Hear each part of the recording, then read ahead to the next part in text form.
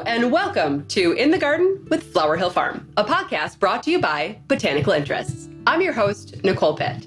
Today, we are talking about all things urban gardening. Coming up, we'll be joined by someone who can fill us in. It's Graylen Brown. He's a Texas master gardener who loves to share his garden knowledge. He grows in raised beds, containers, a small greenhouse, and he has hundreds of indoor plants. I cannot wait to chat with Gray. Today, I'm inspired by new beginnings, and we are in it. The 2026 growing season, it's underway. Pots are filled with soil, seedlings are arriving, hanging baskets are once again filling the sky in the greenhouses, and life is bursting at the seams. And so is my heart, because my Two Ashley team is back in action, and I am thrilled. Yes, I have two team members, and they are both named Ashley. We are putting combination planters together with inspiration from the Northwest show. There is so much talent in the plant world, and I am soaking it all in. So, what's inspiring you? I'd love to hear. Send me your video clips, and you might be featured right here on this podcast. If we choose your submission, I'll send you a gift as a token of my appreciation. Email me your inspiration videos to Nicole@botanicalinterests.com.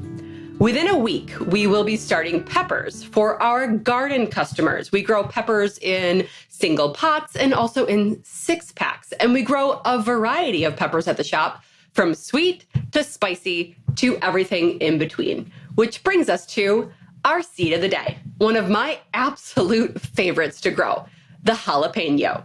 Botanical Interests offers not one, not two, but 3 different jalapeno seeds. You have the early jalapeno, which is adapted to grow in cooler, shorter seasons like mine. You have the lemon spice jalapeno, which is a bold yellow color, and it's said to have a citrus flavor undertone.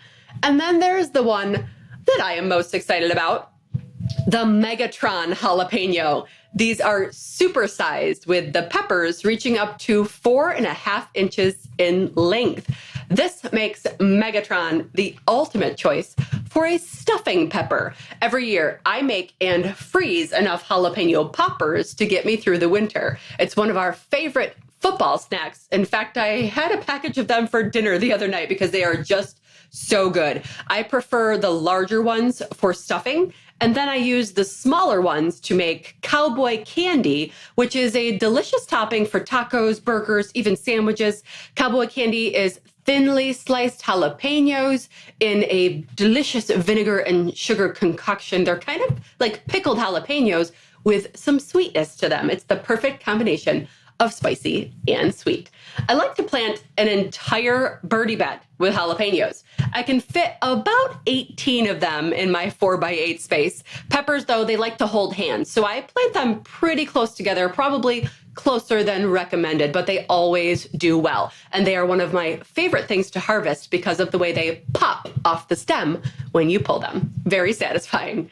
Jalapenos originated in Mexico more than 6,000 years ago. The Aztecs would smoke them and create chipotles, which are smoked jalapenos. I learned something new today. You can find these seeds and more at botanicalinterests.com. Coming up, we will be joined by Gray. Stay with us. Welcome back to In the Garden with Flower Hill Farm. Today, we are talking about making the most of your garden space. We are joined by a master gardener who loves to share his experiences gardening in urban environments, Graylen Brown. Gray, thank you so much for joining us. Thank you for having me. I'm so happy to be here. So, Gray, tell us about where you garden and describe your gardening space for us. Well, I'm gardening out of zone 8B, just south of Dallas. And it's interesting because a lot of people, when they get the perception of Dallas, they think, urban city, concrete jungle, and so forth. But I'm actually liking this beautiful little pocket that has both rural aspects as well as urban aspects. So I have a creek right behind my backyard that I definitely use the water from, and a expansive tree canopy. And I love it because here in my low microclimate, I'm always about 10 degrees cooler than actual DFW. Wow, it's so important for people to understand that the temperature that their phone might say is not the actual temperature in their microclimate, because your backyard is different than even your neighbor's backyard. So I'm glad that you know what your microclimate is. It's very important. So tell us about how you found gardening. Oh, gardening. For me, I'm not going to age myself, but it started many moons for me. It started from my grandmother. My grandmother, it was one summer, I was about maybe 10 or 11 years old. And she came to me, she said, summer vacation. I'm a kid. I'm like, oh, I'm excited. I won't have anything to do for the summer. She said, nope, we're going to the store. We're going to pick up a couple of 2x4s and some cinder blocks. We're building a raised bed. And so that summer, after we built the raised bed, she tasked myself with my two younger brothers to grow our own tomatoes. And since then, I was hooked. When I bit into that Roma tomato that I grew with my own hands as an 11-year-old, I was like, this is the best thing ever. So from there, I've just been growing ever since. It just hits differently when you're picking it out of your own garden and you grew it, doesn't it? Oh yeah, definitely. It's funny because a lot of people say, "Oh, Roma, San Marzano, there's so many better varieties of tomatoes." Because I still, to this day, I still grow one bush of Roma tomatoes in her honor because she's what started me, and I'm gonna always do Oh, that every single year.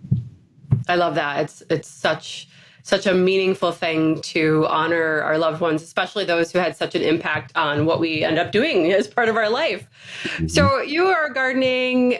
Tell us, you didn't start out in Texas. So where did you start out gardening?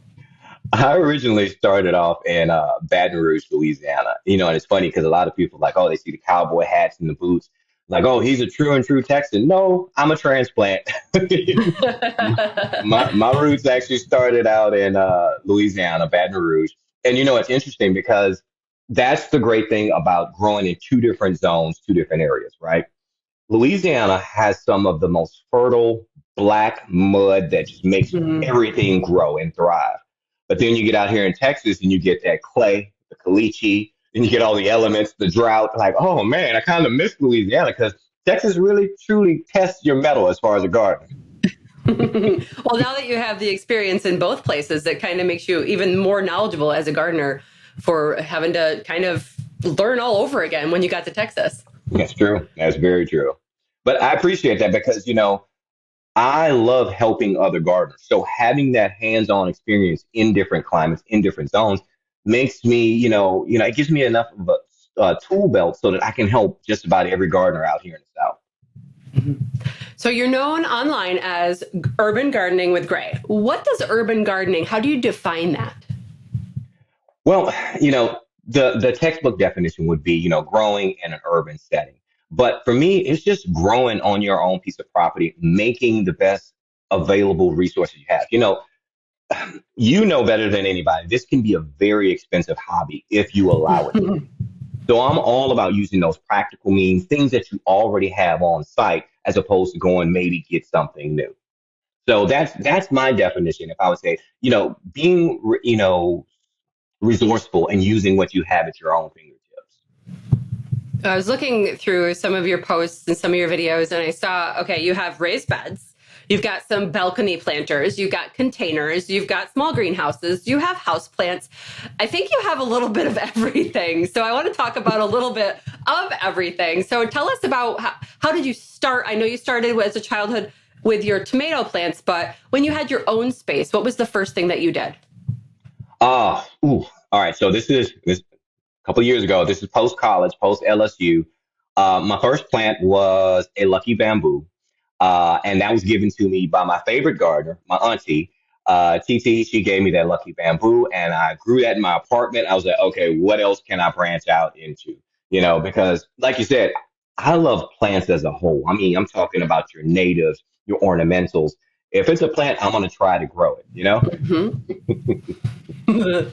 Do you do a lot of seed starting? Seed starting is like the bee's knees to me.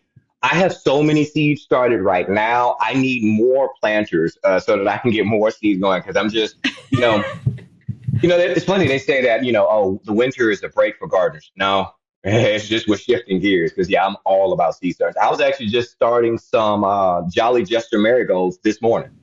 Ooh, marigolds. I'm so excited. I'm growing a new variety of marigolds this year. I can't remember the name of it, but it maybe favorite marigold. I don't know. It's like red with a yellow center. It's very flirty. I can't wait. And they're edible, and people don't use them enough as decoration in like salad plates and stuff like that. So I'm excited to dive into more edible flowers Yeah. personally for me. Yeah. Oh, yeah. So Have, you have the raised beds. What are you growing in the raised beds?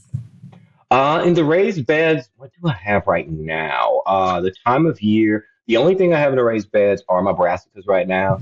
I do Yep. have burgundy broccoli, some space, spinach, as well. Oh, and my onion, my garlic. I started my Mm-hmm. garlic back in October, and it is just doing significantly well. I'm so proud of this garlic. I'm gonna have seasoning for days. You know, I that's one of my biggest regrets this fall is I did not plant garlic and I am ashamed. Oh I yeah. have so much shame, but I don't know if you know I was going through some health things. So I had a surgery, three surgeries, and I just wasn't able to get in the garden like I wanted to. I wasn't even able to clean up the garden, but I was just informed by my mother-in-law last week that she planted an entire 4x8 birdie bed of garlic. So I told Nice. her I will be stealing some garden or some garlic from her garden this year for sure. That's awesome. And now you can, since you're in a different zone, you can do like the hard neck garlics, right? I think that's the only thing that we can do. Where the soft neck, it just gets too cold here for the soft neck. Yes. Definitely. Yeah. So you grow more than one variety, or do you just stick with one? I just stick with the soft necks down here. I've been tempted to try a couple of hard necks by, putting them in the refrigerator to get that cold stratification they need. But I'm an ADHD gardener, and if I sit them in the refrigerator, they will stay in there, and I will completely forget about them. I actually have some bluebonnet seeds in my refrigerator right now that are at least 2 years old. And every time I see them, like, oh, I'm gonna get them. Haven't got them yet. Oh my gosh. Yeah, I'm the same way. I actually, this is embarrassing, but I have a bag of what's the most expensive spice in the world? It's like a crocus bulb. What the heck? It's slipping my name right Saffron. now. But I have a whole, yes. I have a Saffron. whole bag, 100 saffron bulbs sitting in my breezeway, never planted. But guess what? They bloomed in the breezeway right in the bag. Hey, there you go. There you go. Because you know why? Because plants are resilient. And I think as gardeners, we have to learn to be resilient as well, which is something I wanted to talk to you about because I saw that this past season you had some critter damage in your raised beds. Talk about that struggle. Oh. Well, being in this microclimate, this semi-rural area that I'm in, they're doing a lot of development around me. So of course that's bringing all the fauna to my neck of the woods because I refuse to cut down any of my trees because I love the ecosystem. I love the birds Hmm. that come around. And so it's funny because it was like something out of a child's movie. It was a raccoon and an orange tabby cat that were working together to dig up my garden. The orange cat, he's using my strawberry, one of my strawberry patches as a litter box, and the raccoon is going through like my garlic. So yeah, they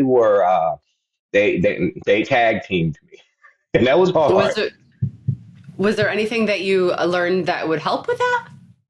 Yeah, mechanical barriers. I actually have a background in mechanical engineering and automotive repair. Hmm. So I started applying those skills to my garden as well. So, I build a lot of things. I built gazebos and so forth. So in this situation, it's like I always tell my children, don't get discouraged, problem solve. So that's what I started doing. I put in, of course, some companion plants, but companion plants only work so far. I also put in some chicken wire. I've also, what was it? I got this. Now, this is actually a suggestion from one of my followers. I have this solar activated sprinkler that when the critters walk by, it turns on and it just kind of shoots its sprinkles around and it runs them off. And that, in combination with the chicken wire and the solar device, that actually helped out my garden a whole heck of a lot. Yeah. My Mhm. grandfather had a similar issue. I don't know if it was raccoons or what it was, but something was digging up the raised beds in his backyard. And he ended up putting a solar radio out there so that at night the radio would come on and it would keep the critters away from his garden bed. I think that that would probably only work for a certain amount of time because they're going to get used to hearing the noises and get Right. closer every day. But it's a good temporary solution if you're just trying to get through, the season to pick your green beans or something. But I have a deer problem in upstate New York. We have a huge deer problem. So I ended up having to put up an 8-foot fence around my entire veggie garden because once they ate my peas and my green beans, I said, that's it. I can't That's have done. it. Yeah, I said, "Where's my credit card? We're building a perimeter," and it was fortunate that I was able to do that because it happened kind of during COVID, and we had the lumber delivered, and thankfully it was accessible because there was a lot of stuff not accessible at that time. But it was a good COVID project, and now my plants are safe from deer as long as I remember to close the gate, which doesn't always happen. Yes. And it's funny because that's what it is to have a garden. You're ringing the dinner bell for all of the local Yes. fauna. They say, you're not a true gardener unless something's eating your garden. That's very true. Okay, so I also saw that you are dabbling into aquatics. How are you doing that? Well, all right. So I'm very ambitious. I Yeah, have an yeah. eventual plan of creating a pond, and I want to raise some tilapia, maybe even some catfish, and go full blown aquaponics. But right now, this is the engineering background. I'm doing it on a smaller scale. I have 100-gallon fish aquarium that I have a few catfish and a few guppies in, and I am running my aquaponics through the top of this aquarium. Essentially, all I did was take some plexiglass, bore some holes down to the top, put my netting pots, and I start my seedlings, transplant them in there, and they are a self-contained system. I don't have to feed those plants at all. They are taking all the nitrates out of the water, cleaning up the water for the fish. It's a completely contained system, and I love it. And what plants are you putting in there? Um, well, right now I don't have anything there right now, but I did have some purple basil because I love the smell of purple basil. Mhm. And the aquarium's in my kitchen. So I want things that's going to be accessible for me to cook with. So I have my purple basil going in there, as well as spinach. And I did some broccoli. Only challenge with the broccoli, it did fantastically well, but the plant got so big that it became kind of an obstacle being in there just on that plexiglass glass. Yeah. Did you have a little bit of overhead grow lights or just regular lighting over them? I started off, and now this window that I have this whole setup in is on a south facing window, so it gets a lot of great sunlight. And I just Mhm. started off with just the regular aquarium lights at Yeah. first. Once they got past that germination stage and really started to show those secondary and tertiary leaves, the sunlight did the rest for me. Now, for your medium, what were you using as your soil base? Well, I did two different trials. First, I started off with some small leca balls, and they were okay. Okay. But what works the best for me was the just using some light gravel and a little bit of rock Okay. wool just for that seed to hold on to, and that gravel kind of act as a substrate just to kind of anchor everything in place. Okay, cool. I'm picturing it not just like making the fish tank full of soil by Hmm. it, but it really isn't in the fish tank. It's just kind of sucking up. Yeah, it's Okay, right cool. above it. It's right suspended above the water so that the roots have to leach down into it. And then plus so I can That have access is, as well. it's so fun. I love that project. Do I need a fish tank? No. Well, let me know. I have like Ah, five over here you can okay. buy. Good. Oh my goodness. Now I can see behind you, you have quite the collection of indoor plants. Tell us about your indoor plants.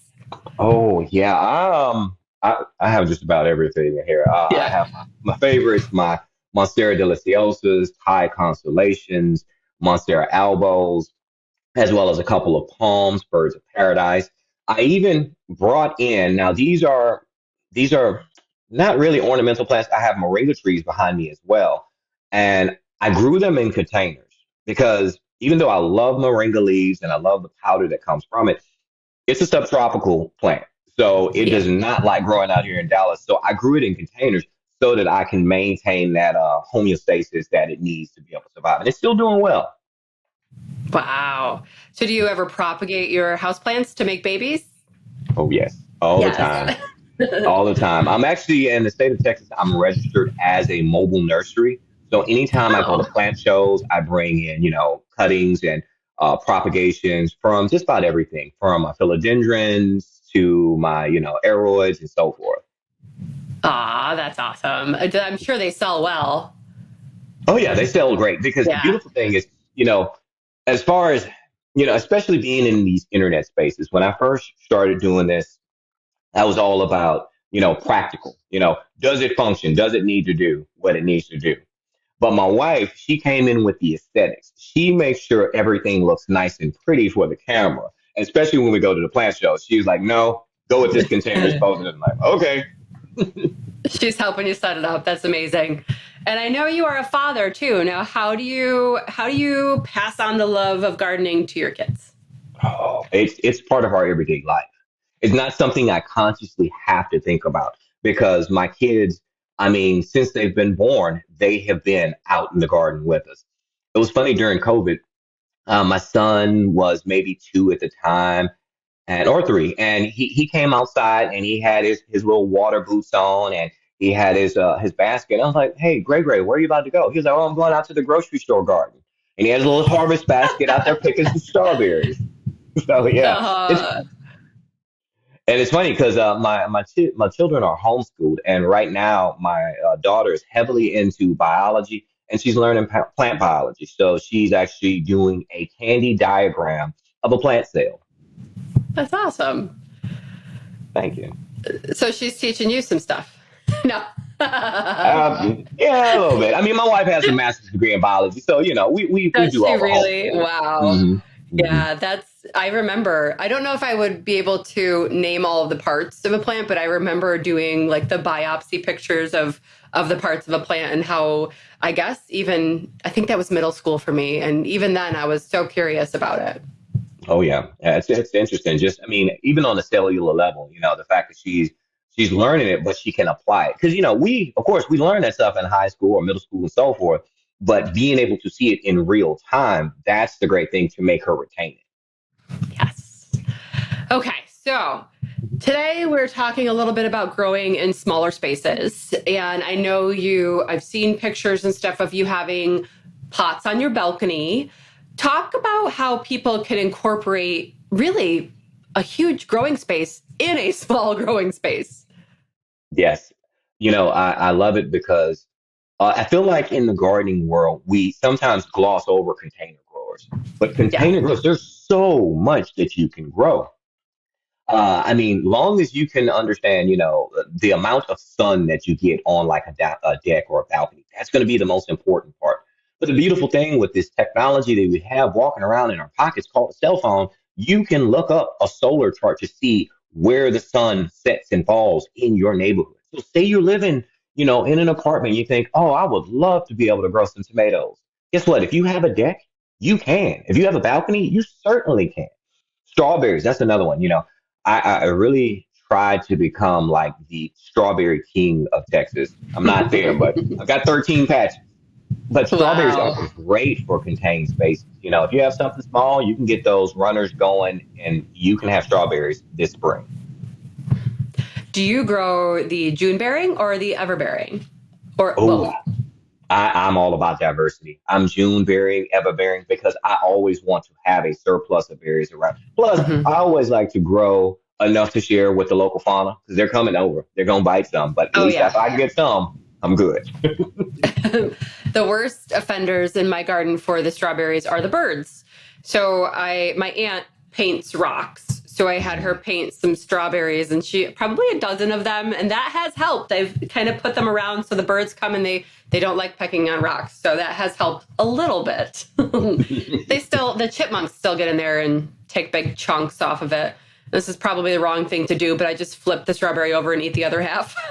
There you go. There you go. I had my daughter found one just this last year, and roly polies, pill bugs, had gotten to Yes. one side. I was like, "Boo, just rinse it off. You can still eat the other side." It's all good. It's all about diversity in your what you're eating for sure. So, what else do you like to grow in containers? Ooh, I try to do just about everything that I can grow in a raised bed. I will try in containers. Tomatoes, even though we know like or determinate tomatoes or indeterminate tomatoes like to have a nice amount of root depth. But hey, I'll stack some containers on top of one another, cut the bottom out so that we can get as much root depth as we need. Yep. Or what else? Chives. I actually have chives out on my deck right now. I do them Ooh. in containers because my thing with the container gardening is that I want to be able to walk right out on my deck and grab whatever Mhm. seasoning I need. Because I'm being originally from Louisiana, I'm all about cooking. So if I want to go get some fresh chives, if I want to go out and get some fresh chives, or if I want to fresh onions and garlic, I have onions and garlic on my deck as well. I miss that about the winter season for me because I do love going out there and grabbing some mint or oregano or rosemary, whatever I need. I'm a little jealous of your of your climate. Speaking of herbs, you must grow a bunch of herbs then if you love to cook. Oh, now, Yep. as far as herbs, yes, I love growing herbs. Herbs are one of my favorite things to grow. Mint, especially. Last year, I created what I like to call a mint alley, where I had about 12 different varieties of mint growing. I mean, from mojito mint to chocolate mint. My top favorite, chocolate mint. Have you smelled chocolate mint? I have. It's amazing.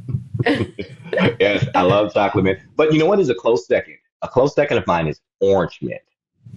Now, orange mint, the smell from it, I had been growing it for a while now. Every time I would walk past it, I was like, ooh, this reminds me of something from my childhood. What is it? And then it finally triggered, smells like Fruit Loops. Ooh, Yes, yes. yes. So walking out and being able to smell that. And then to make teas, I love to be able to make teas out of all my different herbs.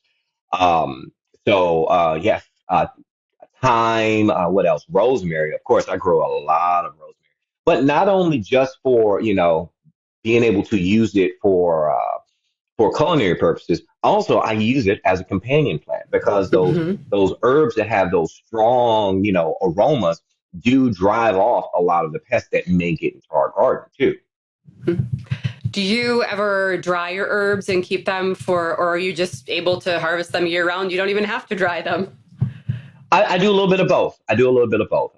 So yeah, during the summer months, I just pick and go as I Yeah. need. But of course, when we start getting closer to fall, I'll take some and start drying them out. But it's best to pick them in the morning. But that's why I'm out in the garden, 365 every single morning. So you pick them in the morning when the oils are like their strongest. Set them out to dry, Mhm. and that Texas sun, it'll do the job for you. I don't even need like a dehydrator. Have you tried making a tea out of the orange mint? Yes, and it is, and I see, I like really floral tasting teas, like so using the orange mint in the tea is just fantastic to me. I guess I'm not a traditional tea drinker. Like drinking an Earl Mhm. Grey or something doesn't really appeal to me, but something as real aromatic and flowery, yes, and it is great as a tea. It's even great as like a diffusion too. So if you wanted to Mhm. do it like in like some cold ice water, it tastes great and refreshing that way too. I actually just started drinking tea regularly a few weeks ago because I'm trying to decrease my coffee intake.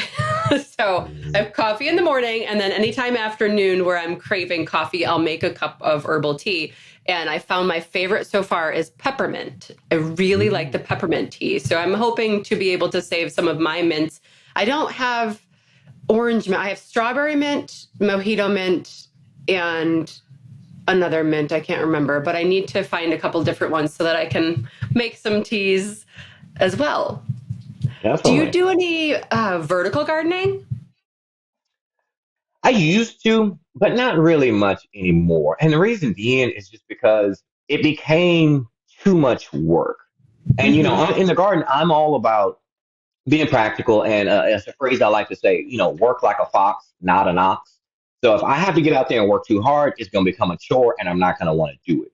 So with me doing the vertical garden, because I had made a tower and I was running aquaponics through it, and I was doing a lot of the vertical garden, but no, no, just hands in the soil, down in the ground. Mm-hmm. That's my cup of tea. That's my piece of heaven. Yeah. So not really.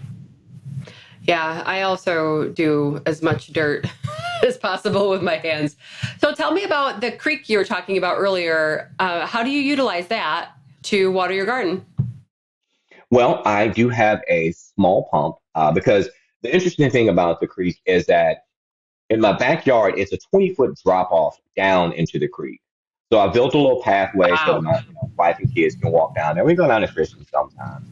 And so I take a little pond pump and I sit that down with some grating over it so that I don't get too much of the sludge and everything, and just pump it up when I need to.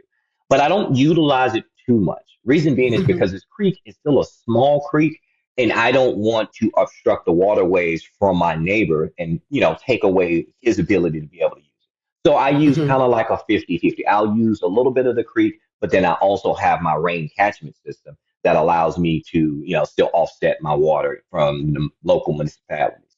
Mhm. Do you Mm. do overhead watering or do you have drip irrigation set up?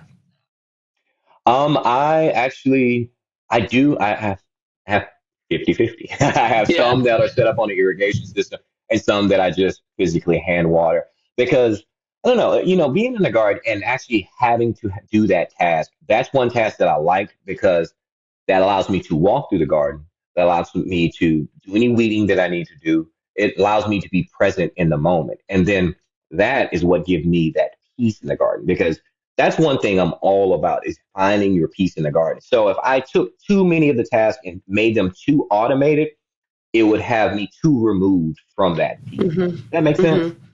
Oh, absolutely. It's one of my favorite times to spend in the garden as well because you can see, oh, it looks like maybe there's a cucumber beetle problem here. You can kind of monitor the situation before it becomes a problem. And I also I also hand water my vegetable garden. My cut flower rows, those are on automatic drips only because there are 17 100-foot rows and hand watering that is just not realistic. But it's so funny because we also have a small pump that we put in an old well. There's an old dug well on this property. And so we'll pump about, we have two 300-gallon tanks that we pump out of about once a week and then use that. And it's a really great way to conserve our drinking water and not have to worry about that because the old well is not drinkable anymore. I think there's a few dead snakes in there, but it works. It works for what my flowers need. Yeah. Have you ever tested the water in the well? Not that well. No, I Mm, probably should, but I'm not putting it on any edibles. good. So Oh, that that's makes me feel a little bit better. But if I'm going to start eating some of my flowers, I probably should have that yeah. well tested. Yeah, it was the old well that my dad originally put in this house. And I think a drilled well was put in probably 20 years ago. But I Mm. don't want to date myself either. But now everyone knows him. Oh, man. So you have greenhouse set up as well. What is your structure that you have on the property? Oh, this greenhouse. Okay. It was sent to me by this wonderful company by the name of Haven. And this greenhouse is an inflatable, portable greenhouse. And I love it because the beautiful thing about it is, let's be honest, out here in Texas, having a greenhouse 365 days out of the year does not make practical sense. Because once we get past March, we start getting those temperatures and they stay up there all the way until like November sometimes. So Wow. having something on your property that you can't use, you only use like 3 months out of the year doesn't make logical sense. So this Haven is great because I pop it up and I have so many because I love my ornamentals and I have them outdoors during the spring and summer as well. So I have my ferns out there, my Boston ferns and my Queen Mary ferns. I also have some of my um I can't my ivies and so forth. But then I also have like my citrus trees, right? Because Hmm. I love citrus. My kids love citrus, but realistically, I can't grow that out here in Dallas. But I have blood orange, I have page mandarins, I have Myers lemons, all of those right there in the greenhouse, right there at my fingertips. Ah, I am so jealous. I have wanted a blood orange tree for so many years, but I'm in zone 4 and Mm, we get like the other day we were negative 22 degrees. It's not in the cards for me unless I put one at my retail store, mhm. figure out a good lighting space for that, but until that happens, it's not happening. You know, just last night I took some cuttings because we were talking about propagations, and I took some Yep. cuttings from the blood orange, and I started peeling back some of that bark so that I could do a propagation off of it. And that smell off of that blood orange is just like, ooh, I can't wait till Mm. this thing starts fruiting because it smells heavenly. How old is the tree you have now? It hasn't fruited yet? It hasn't fruited yet, but the tree was about 6 months old, so it should be about two and a half years old now. So this season, I'm anticipating it actually fruit. I really hope it does for you because that's so exciting. I have some peach trees on the property that they're 3 years old this past summer, so they'll be 4 years old this season. And I had two peaches on the tree. I was so excited, but something else took them They before I got them for got you to today. it. Yes. Oh well, that's Mhm. okay. So you also have a podcast. Talk about the dirt on gardening. What can listeners expect? The Dirt on Garden is such a fun podcast because it's myself, Andre the farmer, and Derek the chocolate botanist.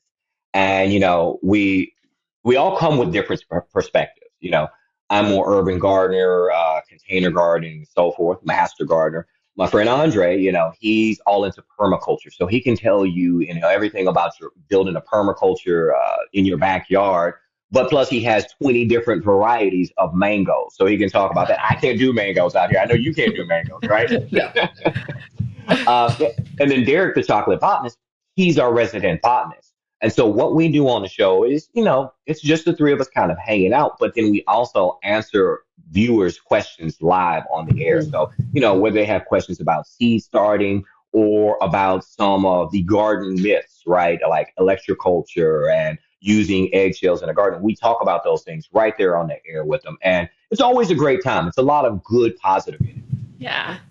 I love that format. If I could have two friends to podcast with and just talk, like I've heard you say this, like geek out talking about plants. Yeah. It must be a good time. I'm definitely going to be checking it out. Thank you. So talk about your seed starting station. What do you do? Do you do plug trays? Do you do soil blocks? What do you do? Now, it's funny because one of my friends, Texas garden guy, Destin down in Houston, he is all about the seed plugs, and the plugs look great. But again, ADHD gardener, if I did something like that, I'd forget where I'd put them and so forth. So I have to be very Mhm. organized with what I do. So I use the seed starting trays, and I use the trays right there from Botanical Interest. So I have my six packers, and I love those. Then plus I can have that availability to water underneath. Mhm. That's how I set up. Right now where we're doing this interview, I have a cabinet that's right underneath us.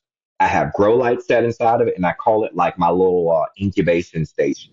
And it's funny because Mhm. this is a cabinet I built for my wife a couple of years ago. She no longer needed it. I was like, okay, well, it's going to the garden now. Yep. Yep. Claim it. Yeah. But I got my grow lights in there. I have all of my different seeds starting in there. Actually, a couple of months ago, Paul from Epic Gardening had sent me some cuttings for dragon fruit. He had found Ooh. out that my son, he was all about dragons last year.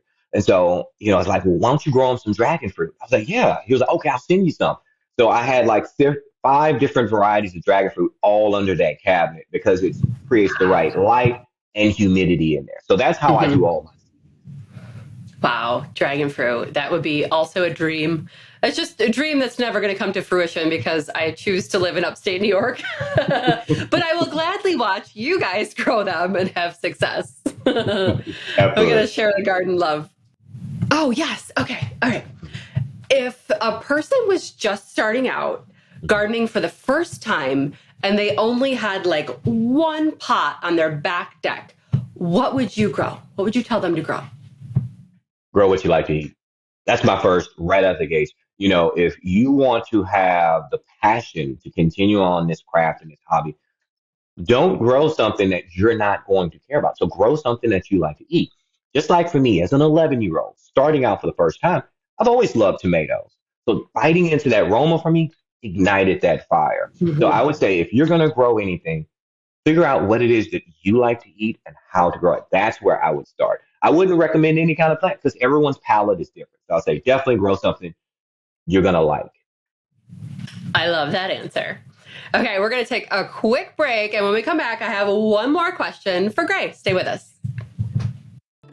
Welcome back to In the Garden with Flower Hill Farm. We are here with Graylen Brown again, and I have one final question for Gray. Gray, I'd love to know what inspires you in the garden. The peace. The peace that comes from being with nature. You know, I mean, there's a lot that, we as human beings and this human condition that we have to deal with on a daily basis. And it can truly be a struggle. And the peace and serenity that I get every single morning from the garden is what drives me. So, and truly sitting down, like we were talking about before, about the animals being able to hear your voice. It's funny. One of my buddies was like, every time you film a video, all the birds are singing. Well, because they're used to me coming out there. They truly are used to me being out there, and they're used to the sound of my voice. So yes, it's all about that and everything, bringing it all in. Connecting with the flowers and the fauna and just everything around me. I love it. It gives me the strength for any obstacle that I may face the rest of the day. Beautiful. Thank you so much. And we want to hear from you, the listeners. We want to know what inspires you in the garden. You can send your video clips of garden inspirations to Nicole at botanicalinterests.com. Gray, thank you so much. I feel like I know you. It's been such a nice chat. We'll have to have you back sometime, and maybe a trio of your podcast buddies or something at some point. That'd be great. And we will put the links to your website and all of your socials in the episode description. Thank you so much for hanging out with me today. Well, Nicole, thank you. It was an honor and a privilege, my friend, and I look forward to talking to you again. All right. Take care. Thank you so much for hanging out with me today. I'm your host, Nicole Pitt, and you can find more of my garden adventures over on Instagram, YouTube, and Facebook at Flower Hill Farm. And of course, all of the seeds and garden goodies we talked about are waiting for you at botanicalinterests.com. Or check your favorite local garden center to see if they carry botanical interests, like we do at the Boone Street Nursery. Save 5% by using the code INTHEGARDEN. Want to see what we're talking about? Subscribe to the Botanical Interests YouTube channel for the video version. We'll see you next time in the garden. I'll meet you there.